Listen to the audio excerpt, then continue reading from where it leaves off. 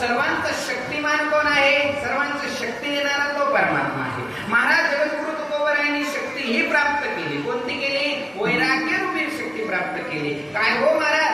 परंतु असणार त्याच्यावर काय पुरुषार्थ करता? त्याला भेटवलं, दुरवलं, त्याला लाताळवलं, त्याला लातीने सोडवलं. का संसाराला महाराज एवढा द्वेष का?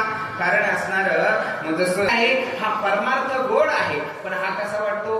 कडू वाटतो. जसं म्हणतात विषय व्याळे मिठी विदलिया मुखिता की ते तुझी कृपा दृष्टी निर्विष होई. म्हणजे असणार काय आहे? ह्या विषयारूपी आम्हाला काय आहे? ह्या आम्ही संसारात होतो. ह्या संसार आपल्याला सोडत नाही. आपण सोडायला पाहतो तरी सोडत नाही. जसं बोरटीचा काटा असतो. बोरटीचा काटा कसा आहे? संसार ही तसाच आहे. जसा बोरटीचा काटा एक कसा असतो? लांड्या काटा असतो, एक सरळ काटा असतो. ज्यावेळेस त्याचा जवळ गेलो तो असं काय करतो? लांड्या काटा आपल्याला गुंतून घेतो. ज्यावेळेस आपण जवळ जायला पाहतो तर तो काय होतो? तो असतो. आणि पुन्हा लांब जायला लागला का तो लांड्या काटा म्हणतो या कुठे चालली, या पुन्हा तो सोडून घेतो. तसं आपण संसार सोडू पाहायला लागलो, सोडायला लागलो की पुन्हा काय होतं? आपण पुन्हा त्या लांड्या काटा जसा ओढून घेतो तसा आपल्याला पुन्हा कुठेतरी सुख वाटायला लागलं. एका घरी मला नेलं बरं का चहा प्यायला. चहा प्यायला नेलं आणि ती झोपलेली होती. जे कीर्तन झालं आणि त्याची मंडळी झोपलेली होती आणि तेवढ्यात त्याने दरवाजा वाजले, अगं दरवाजा उघड म्हणे. का? आणि महाराज आणले म्हणे दूध घ्यायला. महाराज तिने दरवाजा उघडला म्हणे त्यांना पण काही काम नाही आणि तुम्हाला पण काही काम नाही. एवढं काही त्याला बोलायला लागले म्हणे तुम्ही पण त्यांच्यासारखं झिना तिकडं झिना म्हणे.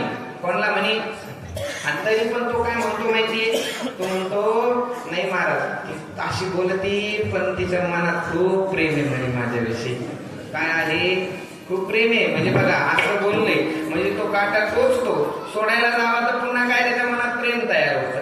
जर संसार हा सुटत ही नाही आणि फक्त सुटत नाही धरायला जावं तर पुन्हा त्रास येतो. पण जर जवळही जाता येत नाही सोडता येत नाही. जसा म्हणतात की एकदा मुंबईची एक बाई होती बरं का. जुना काळ होता. 2 मजली इमारत होती. 2 मजली इमारत होती आणि तेवढ्यात तिचं पोरग म्हणे आई करायचा देहधर्म करायचा म्हणे. कोण म्हणे? तिचं पोरग म्हणे.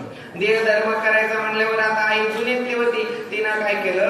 असणारा पेपर घेतला आणि सांगितलं कर म्हणे याच्यावर देहधर्म. काय? पेपर दिला. कारण आता एवढ्या रात्रीचं कुठं बाहेर जायचं म्हणून असणारा पेपर दिला. त्याने त्याच्यावर देहधर्म केला. आता ही हुशार होती, शहरातली होती ना काय केलं? आता हा गल्लीत खाली फेकून द्यावा.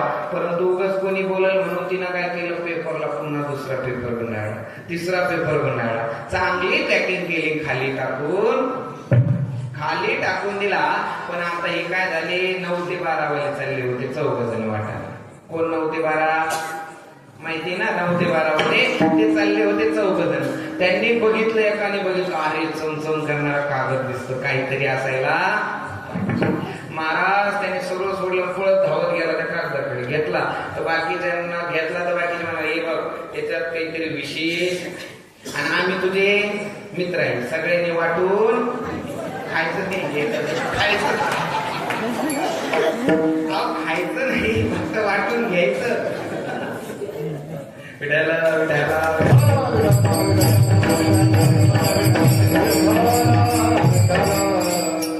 चौघांनी काय केलं? आता त्या एकाने घेतला तो त्यांना द्यायला तयार नाही म्हणे. माझ्या नशिबानं भेटलं मी देणार नाही म्हणे.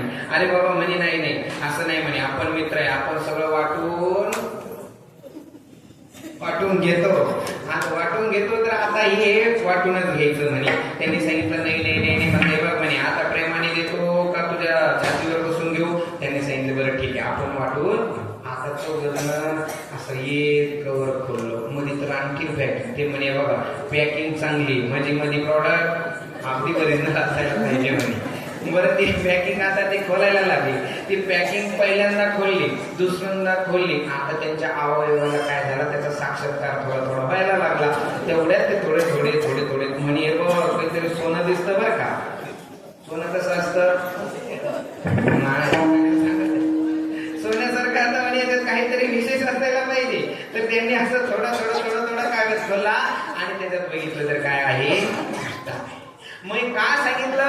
जसा त्या कागदाने भरली पडलेला होता तसा हा संसार कसा आहे? हा वरती तर एकदम सुंदर दिसतो संसार, वरती वरती येणं जसं म्हणजे अगदी सुखरूप. सुख पाहता जवा पाडे, दुःख पर्वता एवढे.